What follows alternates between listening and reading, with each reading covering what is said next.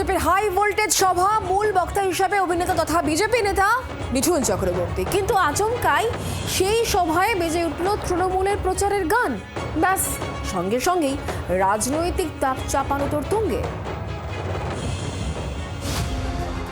বিজেপির সভা ঘিরে সকাল থেকেই হই হই, প্রচারের বহর, কিন্তু আচমকাই বিপত্তি।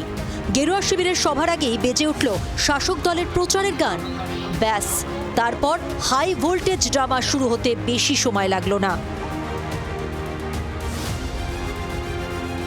মঙ্গলবার ভাতারে বিজেপির পরিবর্তন সংকল্প সভা ছিল। ওই সভার প্রধান বক্তা ছিলেন অভিনেতা তথা বিজেপি নেতা মিঠুন চক্রবর্তী। মিঠুনকে সামনে রেখে এলাকায় কদিন ধরেই ঢালাও প্রচার চালায় গেরুয়া শিবির। মঙ্গলবার সকালেও তার ব্যতিক্রম হয়নি। ভাতার বাজার সংলগ্ন এলাকায় বিজেপির প্রচারের গানও চলছিল। আচমকাই তাল কাটল। বিজেপির মাইক থেকে কানে এলো যতই করো হামলা, আবার জিতবে বাংলা। তৃণমূলের প্রচারের গান। বিজেপির সভায় তৃণমূলের গান চালু হতেই শাসক দলের কয়েকজন কর্মী বিষয়টি মোবাইল বন্দি করে সামাজিক মাধ্যমে পোস্ট করতেই ভাইরাল হয়ে যায়।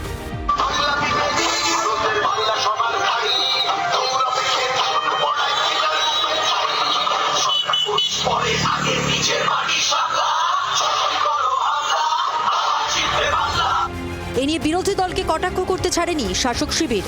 যদিও বিতর্ক শুরুর সঙ্গে সঙ্গেই তৃণমূলের কটাক্ষের জবাব দিয়েছে বিজেপি। বিজেপি যারা করে বাংলায়, তারাও হচ্ছে এই বিজেপির কেন্দ্রীয় যে হিন্দিবাদী নেতৃত্ব, তাদের হামলায় আক্রান্ত। তাই তাদের অবচেতন মনে বিজেপি বিরোধী, এই হামলা বিরোধী একটা মানসিকতা কাজ করে, তারই বহিঃপ্রকাশ ঘটেছে। তাদের মিটিংয়েও তাই তারা যতই করো হামলা, আবার জিতবে বাংলা, এই গান তারা বাজাচ্ছে। যারা ইউটিউব সম্পর্কে অবগত তারা জানেন, ইউটিউবে গান হতে হতে বিভিন্ন পণ্যদ্রব্যের বিজ্ঞাপন যেভাবে ভেসে ওঠে, রাজনৈতিক দল বিজেপির অনেক সময় বিজ্ঞাপন ভেসে ওঠে, তৃণমূলের বিজ্ঞাপন ভেসে ওঠে, এবং সেটা 20-30 সেকেন্ড বা কিছুটা সময়, সেটার আগে সেটাকে স্কিপ করে সরানোও যায় না। খুব স্বাভাবিকভাবেই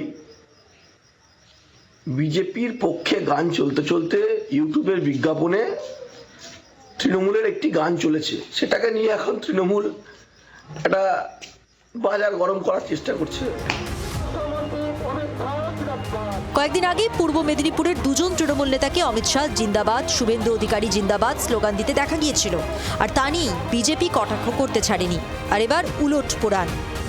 ফুলে ফুলে কি ভুলের প্রতিযোগিতা শুরু হয়েছে, নাকি মন কি বাত বেরিয়ে আসছে? অরূপ লাহার রিপোর্ট, জি 24 ঘন্টা। বাংলার আওয়াজ, বাঙালির আবেগ, জি 24 ঘন্টা।